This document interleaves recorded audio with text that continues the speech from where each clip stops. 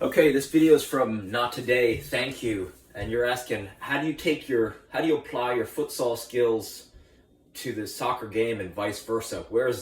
How can you be effective in both? What are good practices? The first thing that comes to mind is juggling. Juggling's the one thing, I don't care if it's futsal, I don't care if it's soccer, tennis, or, football, soccer.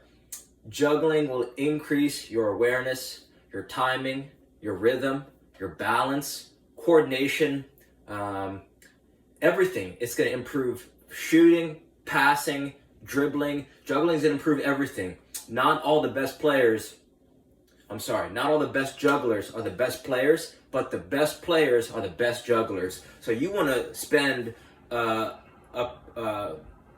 misproportionate amount of time on juggling compared to anything else, right? If you think about smart training, right? You should increase the volume of your touches tremendously, right? And that's the first step to becoming a better soccer player. It's like if you're juggling, if you can keep a ball up for 10 minutes straight in a relaxed state of mind, very relaxed and breathing, and you're still having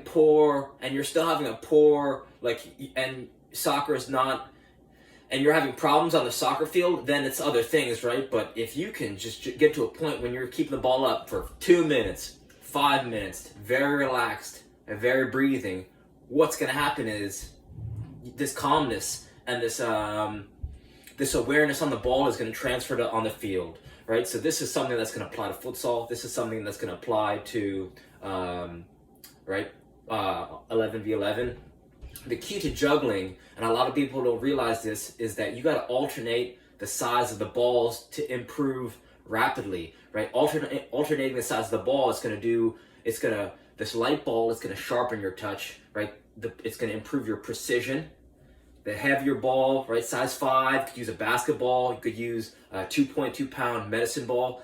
That's going to improve your power. When you combine these two, right, that's where you're going to get this huge improvement. So, Arnold Schwarzenegger, he used to do a set of chest, and then immediately after, he'd do a set of back, right? And then what would happen is he says that when the chest is resting and the back is working, and the chest is working, then the back is resting. So it's in this going back and forth between the two that he sculpts this world-class physique.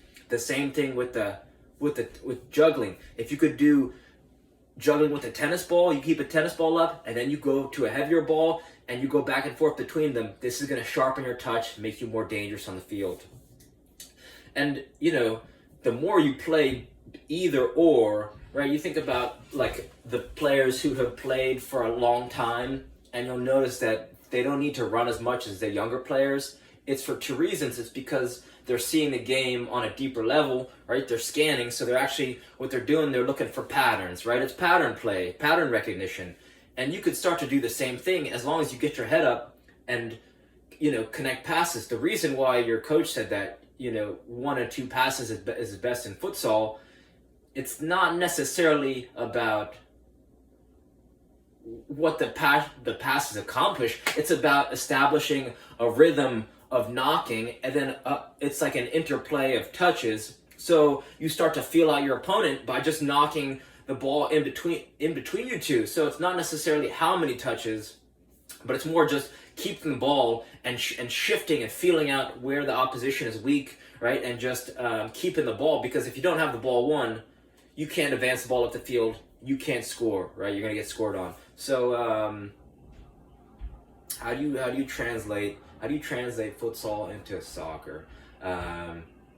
You just gotta increase your volume of touches, especially on juggling and dribbling, and you gotta make it effortless. You gotta make it fun, right? Like the best players in the world don't really think about practice like practice.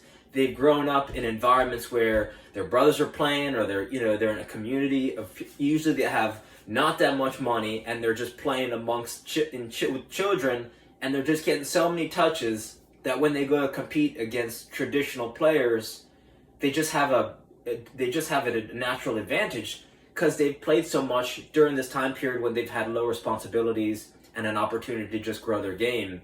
So, right, you think about, the best players in the world, they have such, right, from such a young age, I'm talking 4 to 5, 5 to 6, 6 to 7, they're getting like thousands and thousands of touches a year compared to the players who have not developed as rapidly. And since they're some of the best players in age, and they're playing other players out of the best, so they kind of get shot into this trajectory of getting very good very fast.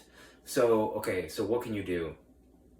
I would start carrying a tennis ball with you wherever you go, and this is going to allow you to sneak touches, whether you're at school, whether you're at work, whether you're at church or vacation or anywhere, right? You want to be able to take a soccer vacation. You just want to be able to get touches perpetually, turn your practice into a play and make it effortless. The second thing you could invest in is a kick trainer.